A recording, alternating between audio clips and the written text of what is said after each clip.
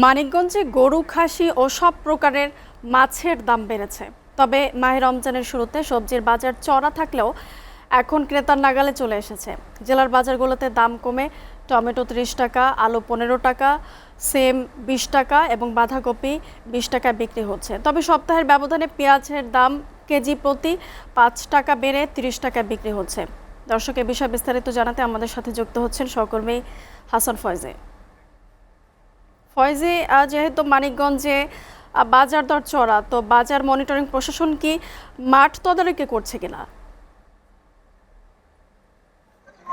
মনিয়া, আপনি যেমনটি বলছিলেন, আমি আসলে মানিকগঞ্জের একটু আসার খবর দিয়ে শুরু করতে চাচ্ছি। হচ্ছে যে এই যে মানিকগঞ্জ জেলা প্রশাসনের পাশাপাশি 7টি উপজেলা রয়েছে, সেটি উপজেলার প্রশাসনে উপজেলার স্ব নির্বাহী কর্মকর্তাগণ তারা কিন্তু প্রতিদিনই তাদের নিজ নিজ উপজেলা বিভিন্ন হাট বাজার তারা পরিদর্শন করছেন, মনিটরিং করছেন এবং দামের যদি অসঙ্গতি পান সেক্ষেত্রে তারা অর্থদণ্ড করেছেন। এছাড়া মানিকগঞ্জের 7টি উপজেলার পানি সম্পদ অফিস তাদের স্বল্প মূল্যে এই বাজার নিয়ন্ত্রণের জন্য তারা অতি প্রয়োজনীয় দুধ এবং ডিম স্বল্প মূল্যে বিক্রি করছে। সেখানে আজকে আমরা কথা বলেছি পানি সম্পদ কর্মকর্তাদের সাথে, আমরা যেটা দেখেছি সেই বাজারে সেটি দুধ বিক্রি হচ্ছে প্রতি লিটার 50 টাকা এবং ডিম বিক্রি করছে 1 কেজি 190 টাকা।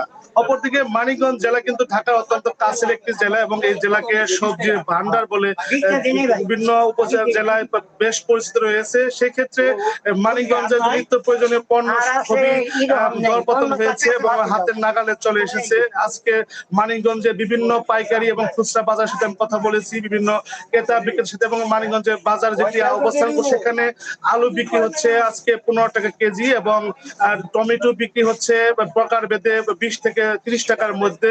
অপরদিকে যে এখনো কিছুটা শীত রয়েছে, শীতকালীন সবজি এখনো বাজারে রয়েছে, সেক্ষেত্রে সিম বিক্রি হচ্ছে 20 টাকা এবং যে বেগুন রয়েছে এটি 15 থেকে 25 টাকার মধ্যে বিক্রি হচ্ছে এবং লাউ আকার বেঁধে 20 থেকে 25 টাকার মধ্যে বিক্রি হচ্ছে। অর্থাৎ যারা ক্রেতা রয়েছেন তারা কিন্তু খুবই খুশি রয়েছে, কারণ রমজানের শুরুতে দাম কিছুটা বেশি ছিল, কিন্তু এখন তাদের নাগালে চলে এসেছে, খুশি। কিন্তু অপরদিকে কৃষকরা বলছেন তাদের উৎপাদন খরচ দিন দিন বৃদ্ধি পাচ্ছে, বিভিন্ন বীজ, কীটনাশক এবং সারের যে ঊর্ধ্বগতি রয়েছে, পাশাপাশি শ্রমিকের মূল্য বৃদ্ধির কারণে তারা কিন্তু তাদের উৎপাদন খরচ তারা উঠাতে পারছেন না।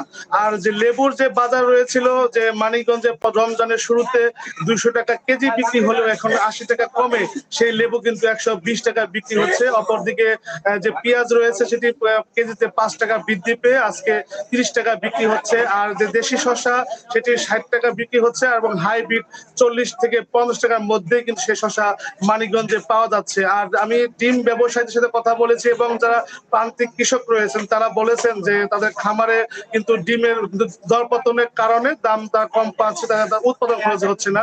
এই ছিল মানিকগঞ্জের সবজির বাজারের সর্বশেষ খবর। মুনিয়া। ফয়েজি, আপনাকে ধন্যবাদ।